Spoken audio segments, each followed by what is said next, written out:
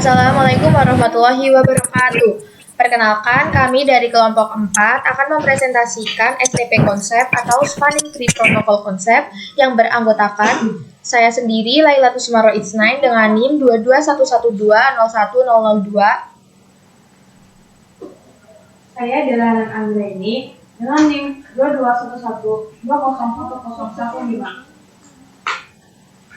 Saya Naila Alifah Putri dengan NIM 21201014. Ya, di sini saya akan menjelaskan tentang pengertiannya. Spanning Tree Protocol atau STP adalah Layer 2 Link Manageable Protocol yang menggunakan Spanning Tree Algorithm atau STA untuk menemukan jalan sementara atau redundansi secara dinamis dan menciptakan sebuah topologi database Spanning Tree untuk menghindari terjadinya loop.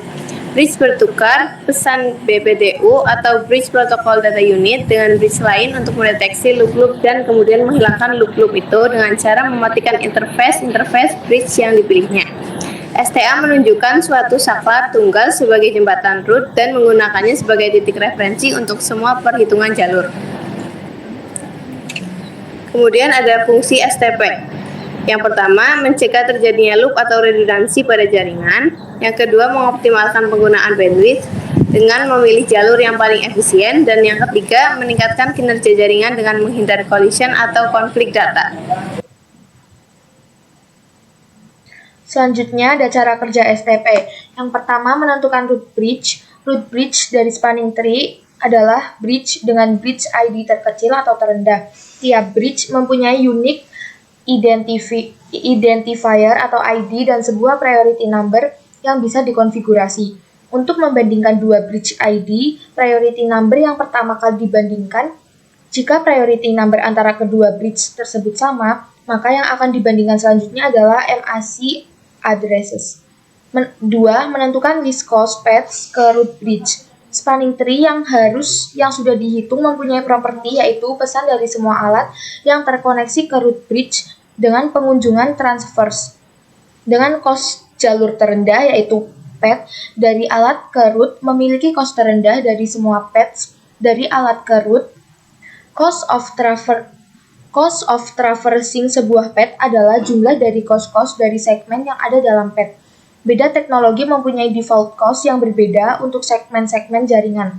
Administrator dapat memodifikasi cost untuk pengunjungan segmen jaringan yang dirasa penting. Yang ketiga, nonaktifkan root path lainnya. Karena pada langkah di atas, kita telah menentukan cost terendah untuk tiap path dari peralatan ke root bridge, maka port yang aktif bukan root port diset menjadi block port. Kenapa di blok? Hal ini dilakukan untuk antisipasi jika root port tidak bisa bekerja dengan baik. Maka port yang terjadi di blok akan diaktifkan dan kembali lagi untuk menentukan path baru. Peran terkonfigurasi secara otomatis dalam STP yang pertama itu ada root port.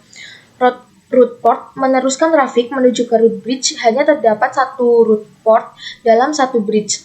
MAC address sumber dari frame yang diterima pada root port dapat digunakan untuk membuat tabel MAC.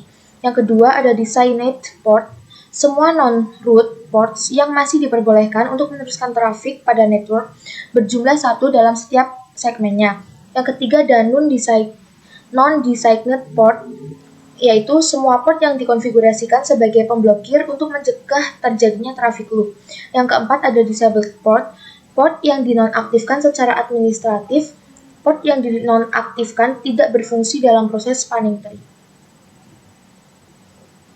Yang selanjutnya itu ada status port STP. Yang pertama itu ada blocking. Semua port secara default berada dalam status blocking ketika switch dinyalakan untuk mencegah penggunaan jalur yang mengakibatkan loop. Yang kedua, listing port. Listing port mendengar BPDU untuk memastikan tidak ada loop yang terjadi pada network sebelumnya. Mengirim frame data. Port yang akan memforward frame data tidak mengisi tabel alamat MAC. Yang ketiga itu adalah ada learning port switch mendengarkan BPDU dan mempelajari semua jalur network switch.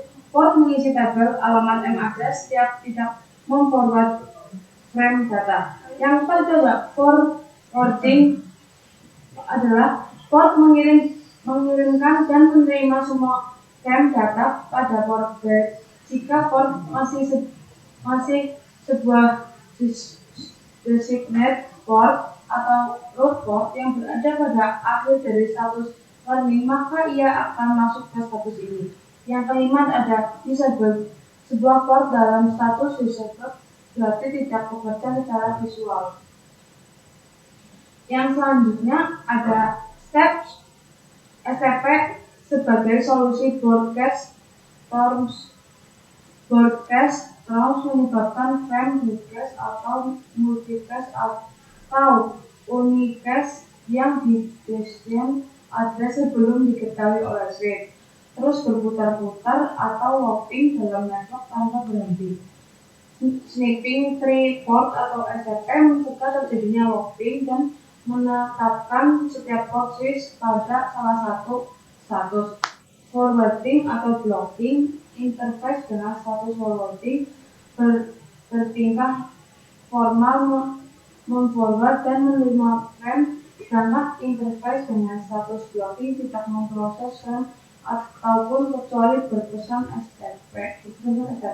Semua port yang terjadi berada dalam status forwarding disebut berada pada jalur spinning tree atau topologi STP.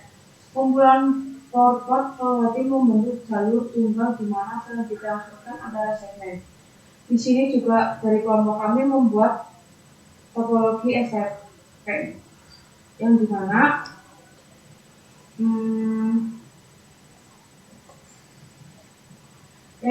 konfigurasi STP itu proses mengaturnya mengkonfigurasi protokol jaringan yang berfungsi untuk mencegah terjadinya pada loop switch. Jadi untuk mencegah loop pada switch yang ini dan switch antara switch 0, switch 1, dan switch 2. Dari kelompok 4, kita juga membuat topologi dari STP atau Spanning Tree Protocol. Di sini kita menggunakan Cisco Packet Tracer dan menggunakan 3 switch, kemudian dihubungkan menggunakan kabel crossover. Kita menggunakan switch 296024TT. Ini ketiga switch kita hubungkan seperti ini menggunakan kabel crossover karena kabel tersebut dapat menghubungkan dua perangkat yang sama. Di sini pada switch 1 dan switch 0 itu ada dua kabel karena yang pertama itu ada kabel utama. Apabila kabel utama ini terjadi looping, maka akan dicegah looping tersebut oleh STP. Nah, kabel ini adalah STP yang bisa mencegah terjadinya looping. Izin bertanya, untuk fungsi STP itu apa ya? Untuk fungsi STP sendiri itu yang pertama menghindari loop karena pada STP itu membuat jalan redundansi. Yang kedua itu mengoptimalkan penggunaan bandwidth karena dapat memilih jalan yang efisien. Yang ketiga itu mempercepat transmisi data karena memiliki jalur yang tersendiri untuk menghindari loopnya. Oke, terima kasih. Sama-sama. Izin tanya, kenapa kita waktu membuat topologi itu menggunakan kabel crossover? Ya, Bu. Izin menjawab ya, kita menggunakan kabel crossover karena pada topologi kita hanya menggunakan 3 switch dan kabel crossover itu digunakan untuk menghubungkan dua perangkat yang sama karena kita menggunakan switch dengan switch itu menggunakan dua perangkat yang sama, jadi kita bisa menggunakan kabel crossover. Gitu. Oh ya, terima kasih Laila. Oke. Terima kasih. Sekian presentasi dari kelompok 4. Terima kasih. Apabila ada kata-kata yang kurang berkenan, mohon dimaafkan. Wassalamualaikum warahmatullahi wabarakatuh.